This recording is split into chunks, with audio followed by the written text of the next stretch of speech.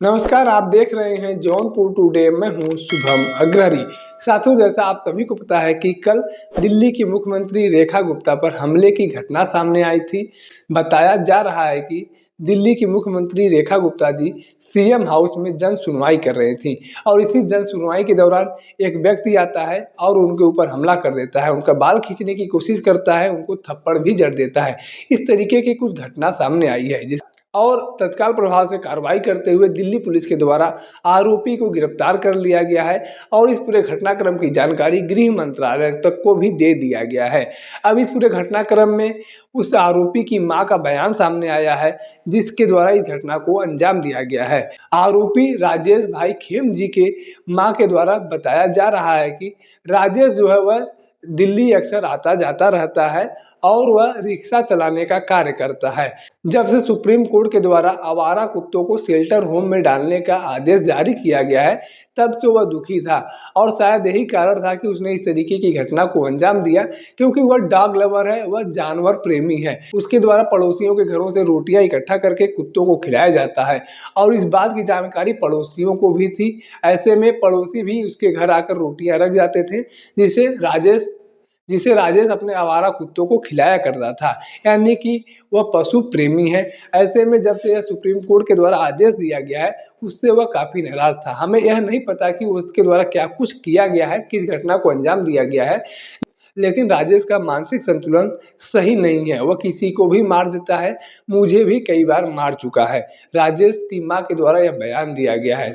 साथ ही साथ आगे मीडिया कर्मियों से बातचीत करते हुए राजेश भाई खेम जी के मां के द्वारा बताया जाता है कि हमारा लड़का महादेव का भक्त है, वह अक्सर उज्जैन जाता रहता है और इस बार भी वह उज्जैन जाने के लिए घर से बोल के निकला था, लेकिन कब वह दिल्ली पहुंच गया, कब वह इस तरीके की घटना को अंजाम दे दिया, इस इसकी जानकारी हमें नहीं है। और हम रेखा गुप्ता जी से अनुरोध करते हैं, उनसे निवेदन करते हैं कि वह हमारे बच्चे को माफ़ कर दें, उससे गलतियां हुई हैं। यानी कि यूँ कहा जाए तो गलत नहीं होगा कि जिस व्यक्ति के द्वारा रेखा गुप्ता जी पर हमला किया गया, वह एक तरीके से तथाकथित पशु प्रेमी है, डॉग लवर है।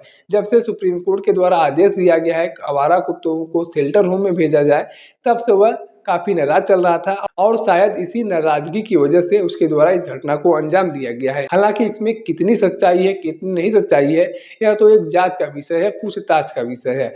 अब आगे क्या कुछ घटनाक्रम निकल कर सामने आते हैं, क्या कुछ मामले निकल कर सामने आते हैं, यह देखना दिलचस्प होगा। हालांकि प्राथमिक तौर पर देखा जाए तो अभी तो यही सामने आ रहा है कि वह एक डॉग लवर है और जब से यह आदेश जारी हुआ है, तब से वह काफ़ी नाराज था, जिसके चलते इस घटना को अंजाम दिया गया है। लेकिन यहाँ पर समझने वाली बात यह है कि ये जो आजकल मार्केट में तथाकथित डॉग लवर है या पशु प्रेमी है, इन्हीं के द्वारा मांसाहार का भी प्रयोग किया जाता है। तब ये डॉग लवर या पशु प्रेमी तो नहीं बनते हैं।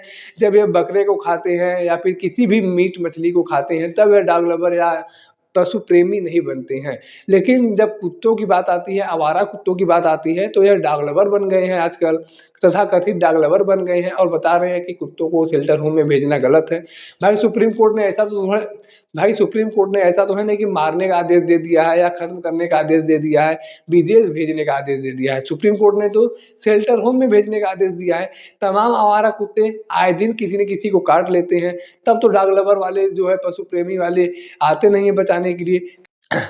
किसी के बच्चे को काट लेते हैं, किसी इंसान को काट लेते हैं, किसी जानवर को भी ये सब काट लेते हैं आवारा कुत्ते और उनकी मौत तक हो जाती है। तब ये डॉग लवर और पशु प्रेमी कहाँ चले जाते हैं। लोग 3-3 4-4 बार सुइयाँ लगवाते हैं, पैसा खर्च करते हैं इन्हीं आवारा कुत्तों की वजह से, जब उन्हें वो काट लेते हैं। लेकिन तब ये डॉग लवर और पशु प्रेमी नज़र नहीं आते हैं। ये डॉग लवर और पशु प्रेमी तब नज़र नहीं आते हैं जब ये अपने घरों में बाकायदा मटन मछली का प्रयोग करते हैं, मांसाहार का प्रयोग करते हैं, तब भी तो पशु प्रेम जागना चाहिए। लेकिन तब इन लोगों का पशु प्रेम नहीं जागता है और जब बात आती है पूरे समाज को लेकर, तो इन लोगों का पशु प्रेम जो है वह जाग उठता है। ऐसे में अब देखना यह दिलचस्प होगा कि इस पूरे घटनाक्रम में क्या कुछ मामले निकल कर सामने आते हैं और क्या कुछ कार्रवाइयाँ होती हैं, क्योंकि एक सीएम हाउस में घुसकर सीएम को थप्पड़ मार देना, उसके बाल को खींचना, यह कोई छोटी घटना नहीं है। इस तरीके की घटनाएं जो है समाज में कहीं न कहीं वैमनस्यता फैलाने का कार्य करती हैं और कहीं न कहीं मुख्यमंत्री रेखा गुप्ता जी के सुरक्षा में चूक की बात भी सामने आई है। इस पर भी कार्रवाई होने की ज़रूरत है। बाकी इस पूरे घटनाक्रम को लेकर आपके पास कोई जानकारी है, कोई राय है, तो आप कमेंट बॉक्स में लिख सकते हैं। अगर आप वीडियो को फेसबुक पर देख रहे हैं तो पेज को फॉलो करें, यूट्यूब पर देख रहे हैं तो चैनल को सब्सक्राइब करना ना भूलें। साथ ही साथ आप हमारे पेज को, हमारे चैनल को इंस्टाग्राम और ट्विटर पर भी फॉलो कर सकते हैं। धन्यवाद।